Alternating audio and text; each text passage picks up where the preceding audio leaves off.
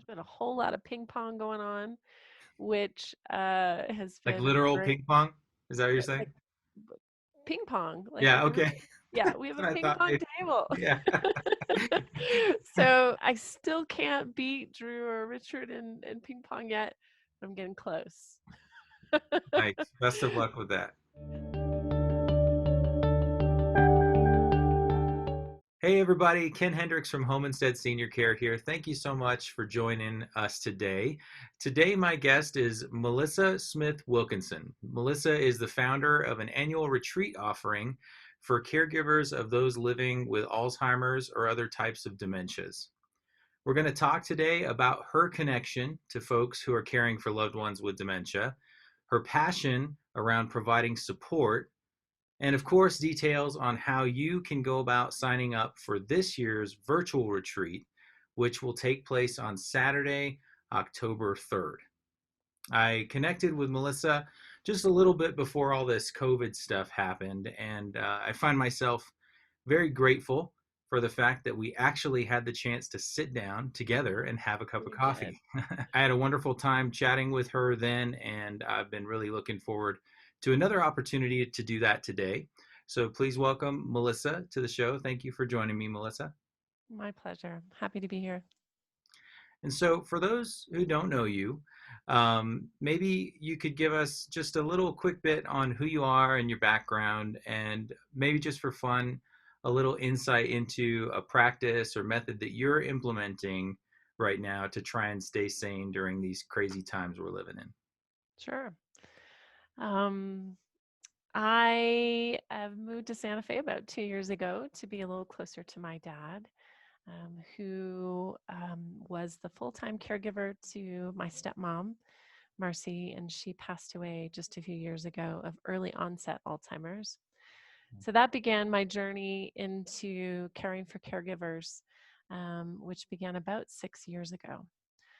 So we started a retreat in Houston, Texas, and the offering was completely free, still is when we get to be in person again, and expanded from there. I've lived all over in the last decade. I've lived in Malaysia and Texas and Calgary and now here.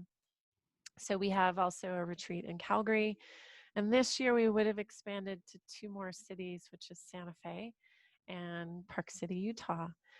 So things have obviously shifted, and we have decided to continue to go forward with the retreat in Santa Fe on October 3rd virtually, which I'm very excited about.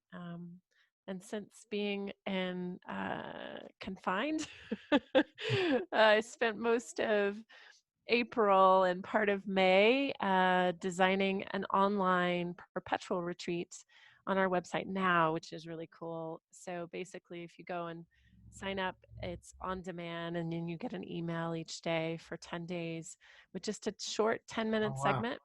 And there's no cost, it's completely free. If you wish to donate, it just helps offset our cost in having put that together. And of course, is helpful. But no obligation. It's all free. And so that's what the October 3rd one will be. Uh, I don't know if I mentioned my background. I think that was your question. Yeah, that was part of it. Yeah. Yeah, yeah. So I've been in the health and wellness industry for most of my life. So I started when I was 17 in fitness. So I've been doing this for quite a while. In the last decade, I've specialized in yoga and planning yoga retreats and offering teacher trainings in restorative yoga. So that's been a real gift in my life. And so, sort of the two wings of that is a service, and really yoga is very service oriented, but it's quite a passion of mine. So And that may very well be the practice that you're implementing or continuing to do. But is there something yeah, that you're making sure to check a box off of daily to help you deal with everything that's going on? you know, actually, in this time right now, it's shifted and changed and looks quite different. I have a 14-year-old who's been, sheltering in place with us, right, 24/7, and of course my husband. So we do family walks in the evening, which has become a habit, and that's been really fantastic. So that's, I think, been a beautiful thing that's come out of this. There's been a whole lot of ping pong going on, which has Like been literal great. ping pong? Is that what you're Like saying? ping pong, like Yeah, we have a okay. yeah, we have That's a what I ping thought pong maybe. table. Yeah. so I still can't beat Drew or Richard in ping pong yet. I'm getting close. Nice. Best of luck with that.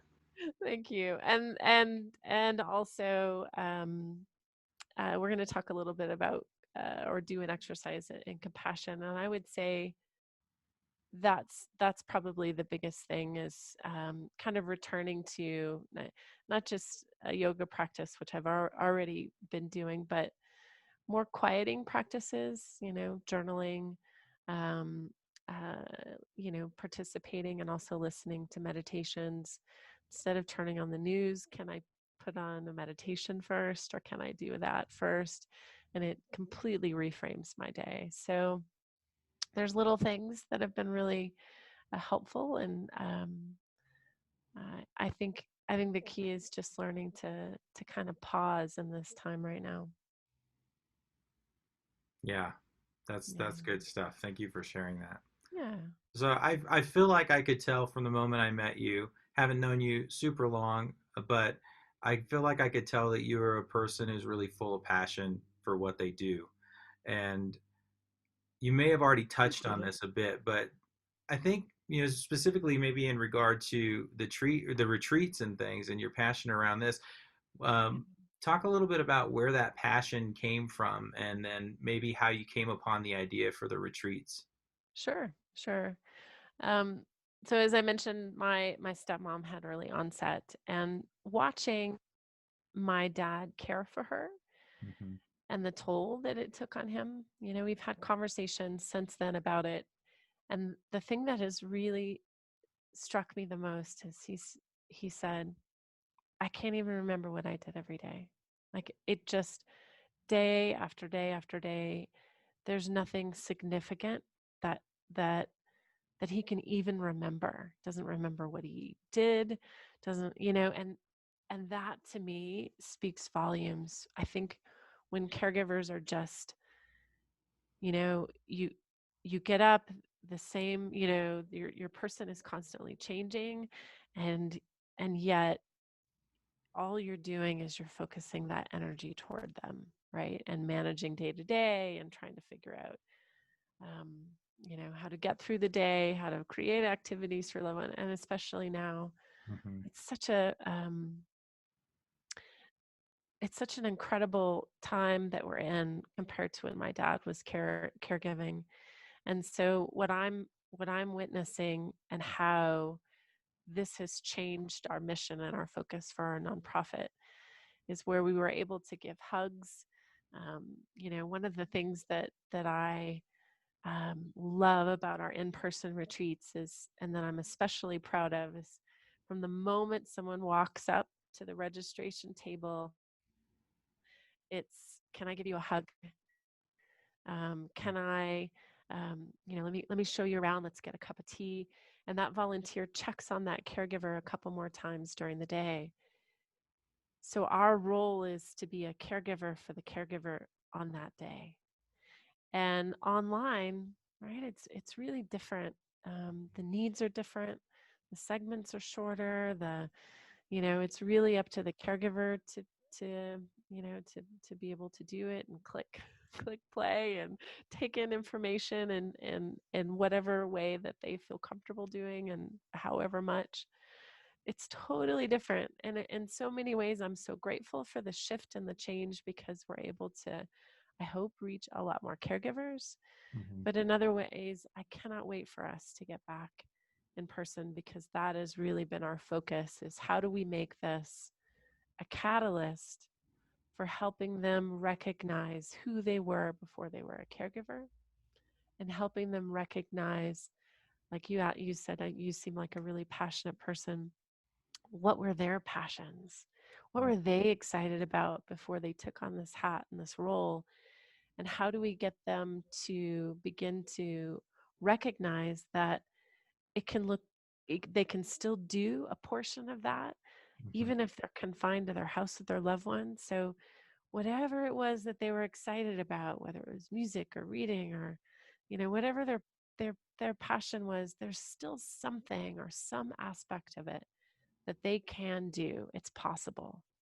It's possible. So anything's possible. That's a that's a great mission. That's I mean, that's I can just see, through over the years doing the work that we do, being connected to a lot of folks that are have either come out of that role of being a caregiver for a loved one with Mhm. dementia, or they're currently in it. Like everything that you're saying is spot on. I think that oftentimes we can forget who we are in the midst of it. Mhm. um, I mean, there's something that there's a beautiful aspect that comes of that too. Mhm. As people come out of it and they realize that just um, you know being being consumed by love and service for another person was one of the healthiest things that they had ever gone through in a way. Yeah. But then, but reconnecting with our deepest passions, I can just see how even just not only a whole day of doing that, but even just a couple hours, 30 minutes of trying to do that is priceless. So It I is think that priceless. that's great. And so, given the everything that we've been going through and adapting to with COVID and social distancing, as you've already said, you've pivoted to the next best option, to an Right. in-person retreat. Um, and so, what can people expect? I'm sure you're probably in the thick of planning all of this right now. So, like, Yeah. what's a bit of what people will be able to expect from the online retreat? Yeah, it is in the early planning stages. So um my goal is to we will have some national representation. In fact, Home Instead with Hilarity for Charity will be a part of it. We'll be a part of that day and talking about the respite program in particular, which is really a part of our mission. If we can get the information out about how caregivers, and especially right now, how they can have access to respite care, um, is critical. And I know that's a big part of what you do Yeah. in terms of getting the information out about the grants. And I think that is one of our biggest missions right now, is how can we, who caregivers who are even more isolated, and we're all in this shared isolation experience, so we can have a little bit more compassion for caregivers. But how do we still get them access to what programs and what grants and what things are still available out there? So I'm very excited to have them be a part of the day on October 3rd and share that information. So super, super exciting. Um, right now, it's going to be just on October 3rd. I think you'll just have to wait for more details. There'll be different timing for the segments. One of the most important things for me is that it will be free. So access to it. If they can't join on the day of, they'll be able to listen to the replay. Um, we hope that people will, if their funds allowed, support us, but that's not the important thing. The important thing is that caregivers feel supported and have access to it. The other part, well, I mentioned, is national people joining us, but also we'll have some local um, people who would have been facilitators. So we've got a couple of those joining us as well. The key thing is with this particular retreat and all of our retreats is that we are not focused on dementia education. There's Hmm. so many great organizations out there that offer that. For example, in Santa Fe here, Memory Care Alliance, Hmm. the Alzheimer's Association of Northern New Mexico. So there are resources that we can point people to get that information, and our job is actually just the care of the caregiver. So, how can we really embrace the caregiver and give them some self care resources and tools? And so, our focus that day will really primarily be on that. while we will diverge just a little bit to respite resources and things like that, I hope to keep our focus really squarely on the caregiver. So, Awesome. Well, yeah. I am excited to play whatever part that I can play on behalf of Yes. Homestead here in Santa Fe, and to help make it a success. Anything that you need that we can do, please don't hesitate to reach out to me. Um, I think that it'd be it's going to be really interesting to um, I mean, because it's surprising in some way how much of our cup can be filled through social interactions online. Mhm. Sometimes, you know, I'll just hit up some friends and say, "Hey, let's hang out tonight." But we're doing it virtually, obviously. Yeah. But it can be really enjoyable and really refreshing. And Yeah. so it's exciting to me in a way to think about ways that you can be creative with exercises that you can do virtually where people will feel the connection even though you're not able to be there and give them a hug and feel the power of touch, but there's ways that we can really tap into the fact that we're connected Yeah. even though we're looking at Absolutely. each other through a screen. So it's exciting to see how that I know it's going to be great. So um, Thank you. So, with the importance of working space into our day and our routines to take a break for ourselves, I'm sure many watching this right now might be finding themselves in need of creating some space maybe in this very moment. So, I wanted to ask you if you'd be willing to take just a few minutes maybe to facilitate that by leading a short exercise. Yeah. I'd love to. I'd love to. The theme that keeps coming back for me this week is compassion.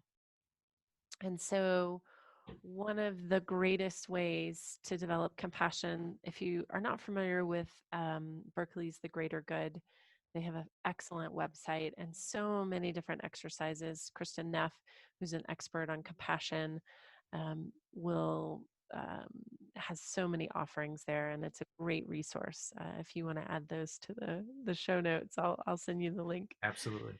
Um, but if we look at the components of compassion, it starts first of all with awareness, right? You don't know what you don't know. But when we begin to pay attention to not just what's happening, right, and in our environment, but what's paying attention to what's happening to ourselves. So it's super obvious and also instinctual. One of the first things you do when you wake up in the morning is autonomically you might yawn or do a pendicular stretch, right? You do these things without even thinking about it because your body needs it, or your hand might reflexively, right, rub your neck, um, if you felt some soreness from however you slept. Your body is so intuitive and so smart that you will do these things, right, without even having to process it in the brain. But the practice of compassion is about cultivating this as a practice. So if I realize I've been sitting at the computer for an hour and I haven't gotten up, what do I need to do to kind of reset my brain and reset my energy? I need to get up more frequently. I need to move around a little more frequently. And if it means that you set a little reminder to yourself on your phone to drink water or to move or to get up, and a little timer goes off. Those kinds of things to help you cultivate a practice, and so that that practice becomes habitual.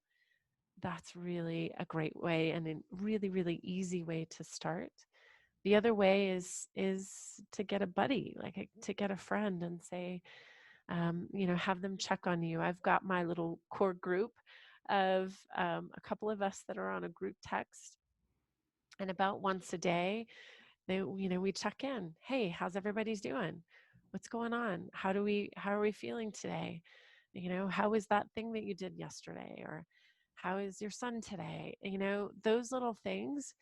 And it reminds me to pause. It reminds me of also the second component to compassion, which is that we're all connected, that there is a sense of otherness, that we need that support.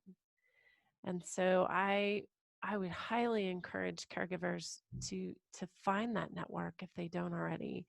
There's sort of this Lone Ranger mentality, and then also there's the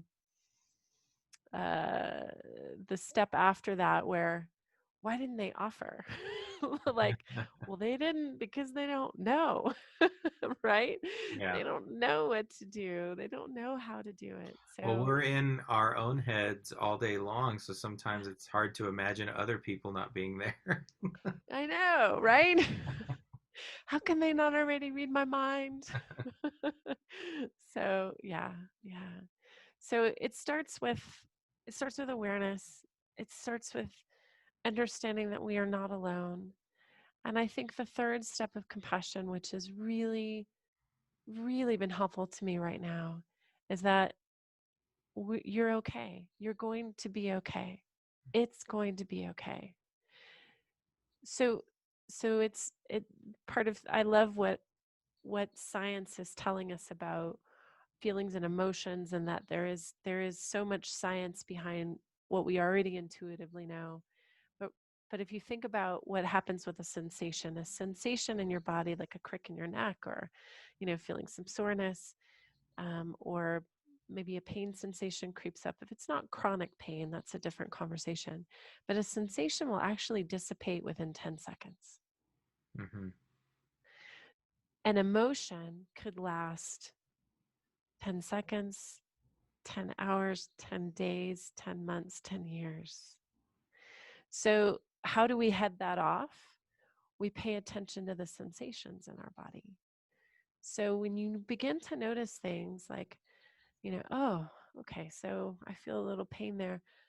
And maybe taking a deep breath, taking a movement, going outside, doing all of these different tools and techniques that can be really, really simple and immediate to head off something that can become a stronger emotion, such as anger, or playing into your fears and that sort of thing. So just that understanding that it's going to be okay. It changes. This impermanence is is real, right? Hmm. Just look at where we are today. Everything changes, Yeah. right? And it will change again. It will change again. And I think that gives us an underlying sense of hope, and again shifts us back toward compassion. And that's so important for us to be able to just simply recognize, just recognize. So you asked just for a short practice. um, if you still want that. Yeah, absolutely. Okay. All And that right. lead up was fantastic. And we have Right. time. We have all the time we want to take. So Be we careful of giving me a platform, right?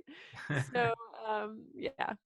So the way to kind of turn down the volume um, of not feeling it's okay, and to turn up the volume and compassion, there's a meditation called a Metta Meditation. You might have heard of it. Mhm. So I'll walk you through, and it's super simple.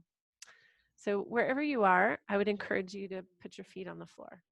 And the reason we do that is because it draws your awareness um, to a sensation of feeling grounded. Your attention is on the feet as opposed to moving your energy outward, right? It kind of brings you back to yourself.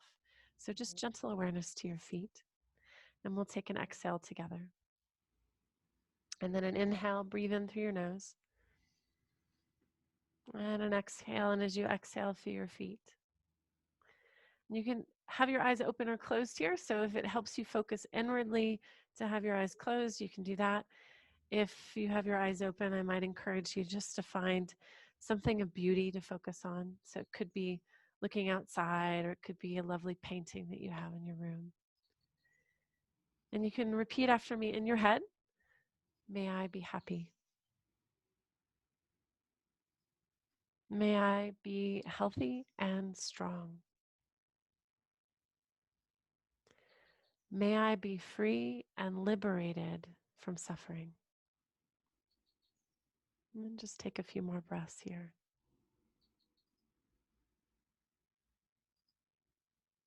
And then reflect on perhaps someone, could be, if you're a caregiver, someone that you're caring for, it could be anyone.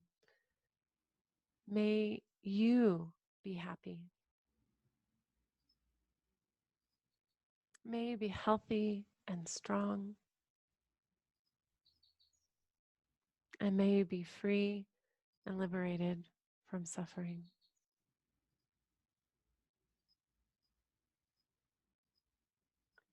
And then may you and I cultivate thoughts,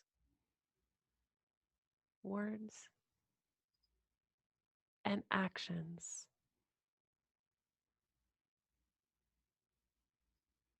that support one another. May you and I have thoughts, words, and actions that contribute to mutual support for one another. And when you're ready, you can open your eyes, maybe wiggle around if you like. That's good stuff. That's the kind of stuff that can change the world, I think. Yeah. For me, I have to say, like, compassion practices, um, I still, I couldn't say that I ever really found my stride with them. Mm-hmm. And I, it's something I've wanted to practice more consistently. But then I recognize a resistance Oh, yeah. to to doing that type of practice. And then it's kind of funny because I think the resistance itself, it tells me a lot about what's going on, Mm-hmm. inside of me and in my mind, that Mm-hmm. I that's probably this, it's this disposition that I feel like the harder I am on myself, Mm-hmm. like the better I'll do. Wow. And that's not, it's not true. Mm-hmm. I think that, just in general, practices of mindfulness and stuff, I've learned a lot about not being so harsh on, the arising thoughts, not judging my arising thoughts, recognizing that they're just like, there's such a mystery there. Like, Yeah. to where they're coming from and what's going to come up next. And it really, it doesn't matter as much as I always thought it did, like all those things. And I think that compassion practices, I mean, they could just, uh, they if we could flex that muscle more continually as a culture within ourselves individually, we could learn to, well, I mean, we could learn to love better, and to not assume that everything that arises within ourselves and within other people is of such consequence. we Mm-hmm. could just we could be more patient. And so, yeah, thank you. I could keep going. I I love know. it. Thank you. So, how can people find out about the retreat that's coming up? And maybe, is there a mailing list or things like that that they can get on to get updates? There is. So you can go to our website. It's caregiverwellnessretreat.com. So no S's in it. So caregiverwellnessretreat.com. And it'll pop up. You can sign up for the free retreat, or you can just sign up for the email list for Santa Fe if you're wanting to do that, or any of the lists. All good. Well, we'll definitely um, link to that in the show notes so that people Great. can, you don't have to look far for it. You'll just be able to scroll down and click it. Yeah. Um, and like I said, I'm looking forward to working with you in whatever way I can to Thank help you. this retreat be a great success. And, I think that in the future, we're probably going to look back on this time with some great nostalgia and fondness for the ways that we thought outside of the box as a community Oh, and came together, absolutely. and that things, Yeah. beautiful things came of it. Silver linings came of it that we never anticipated.